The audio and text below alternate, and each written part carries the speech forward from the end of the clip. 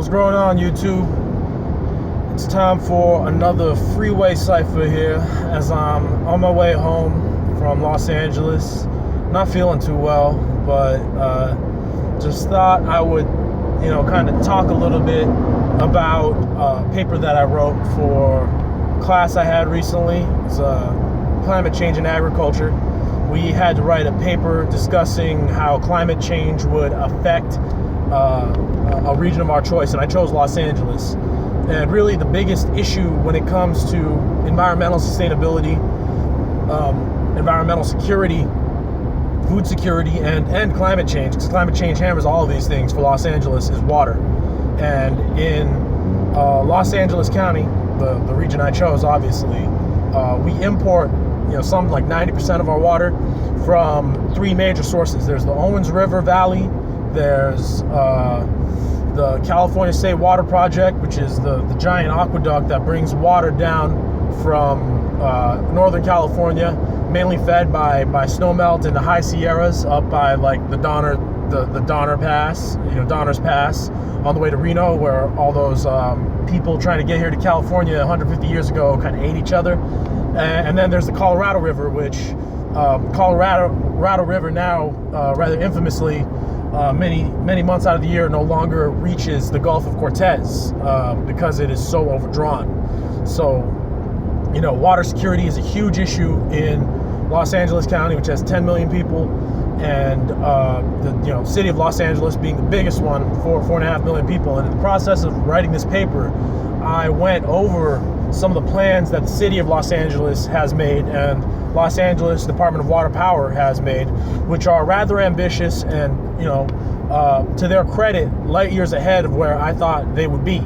And the most important thing that Los Angeles County can do, and this is the Los Angeles County Water Sanitation District, is to improve and increase the capacity of their water treatment plants. Because right now, all of the sewage that is created within the county of Los Angeles, about a third of that is treated to a quality of what's called tertiary reclaimed water. Now, if you ever go out into a landscape and you see a purple pipe, that pipe has been painted purple to alert people in general that the water going through that pipe is tertiary reclaimed water.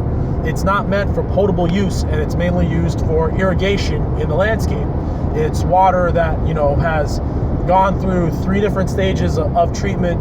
It still has a lot of nitrates in it. It's got quite a bit of chlorine in it because, they use the chlorine to cleanse the water of these bacterium and stuff that are in it. And, it's got a bit of phosphates as well, so it's very good for landscape irrigation. It's got a lot of nutrients in it that plants crave. Granted, the chlorine isn't the best ion for growing plants. I mean, chlorine doesn't really serve a lot of functions, and there's some other salts in it that could be problematic over time. But what I have found in my experience working for an avocado grower that used reclaimed water down in Irvine, with reclaimed water from the Irvine Metropolitan District, and avocados are a crop that are rather sensitive to high salts. What we found is that as long as you apply a good mulch layer and you've got a lot of carbonaceous organic material for those salts to be kind of stuck in for you to grow a very healthy, active soil microbiome, a lot of those salts, excess salts, will be uptaken by that soil microbiome, will be used in their metabolism, and will not adversely affect your plants. So basically, just mulch, which we have a lot of mulch because we have a lot of tree trimming, we have a lot of this waste, and the downsides of reclaimed water will be, really be avoided. That said, only 1/3 of our current, sewage is treated to tertiary quality and used in irrigation. The remaining 2/3 goes down to this huge plant that they have in Carson, is treated once, and then is released out into the Pacific Ocean So really, when you take into that account, what this means is that we spend a lot of energy, most of the energy in the state, a matter of fact, to transport this water from Northern California, from the Colorado River, from the Owens River Valley and the Eastern Sierras down to Southern California. We use it once, and then 2/3 of it we dump out into the ocean. This is hugely inefficient. If we can get to increase our water treatment plants, then all that water can be used for landscape irrigation. It can be used for urban agriculture, which would be a much more ideal use, because now we're reinforcing food security. We're reducing the environmental impact that importing food from other regions in the country has, and we're using that water a second time. Moreover, the excess water that isn't uptaken by those plants is going to percolate down through the root system, go into deep percolation, enter the aquifer below Los Angeles County, and from the aquifer we'll be able to pump that back up. I mean, the other 10% of water in Los Angeles County, the other 10% use, is local groundwater. So if we just get ourselves on this system where we reclaim all of our water and then we constantly replenish our local aquifer, at some point we can reach a sustainable draw. If we coincide that with good stormwater management practices, which is this very ambitious plan, relates to that very ambitious plan I mentioned that Los Angeles DWP created. It's like a thick book, like this thick. I mean, it's like 90-some pages. And their first pilot project is out there by where the 170 meets the 5. Any of you Angelinos and resident LA-aliens, which is that's what I used to call people from all over the country, elsewhere, that transplanted themselves into West Los Angeles. I mean, most of you people watching this will know what I'm talking about. But out there, they've created this pilot project. It's like 40 or 50 acres or something like that. It's a huge area where they're creating these large sink fields, and they're channeling all of the runoff in that part of North Hollywood and it's not Canoga Park, it's like North Hollywood, Pacoima, that region. All the rainwater in that region is going to be directed to this large, 40-acre large sink area, so that this sink area can percolate that groundwater or that stormwater down into the aquifer, which capturing all that rainwater is essential to helping us get to some kind of water sustainability. Because right now, we've designed our drainage systems here in LA County to basically send all the rainwater down into a storm drain into the Los Angeles River, which is channelized, and out into the Pacific Ocean. Same thing we do with our wastewater. This is a very inefficient, wasteful system. So if we can get to,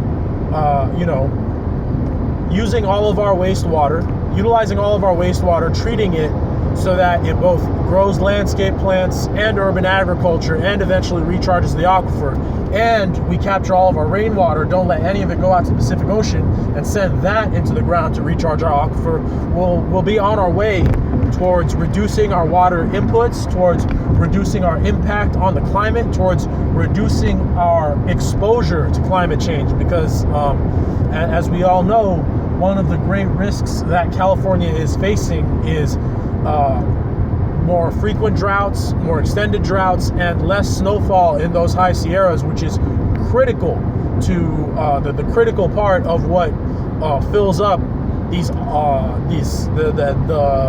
California State Water Project throughout those warmer months in the summer. Now we're in the midst of finally having a halfway decent rain year here in California this year. All things hope. I just heard them talking on NPR about how the snowpack in the high Sierras is at about 72% right now, 72% of normal, which is way better than it's been in the last 6 years of drought. So if things continue to get better, we'll have a little bit of drought relief, but we cannot allow this temporary reprieve from the drought to change our water spending habits. We need to continue with the conservation, and we need to continue building all this local infrastructure so that we fully utilize our local stormwater and we fully utilize our local wastewater.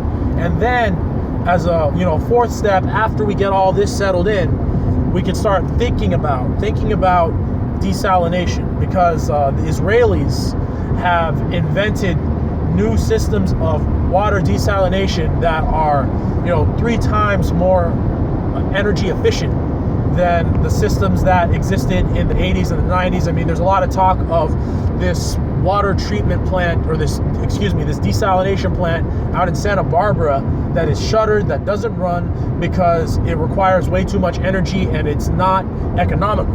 They built it for a drought, the last major drought that we had sometime in the 80s, and it hasn't run since because it's just too much energy.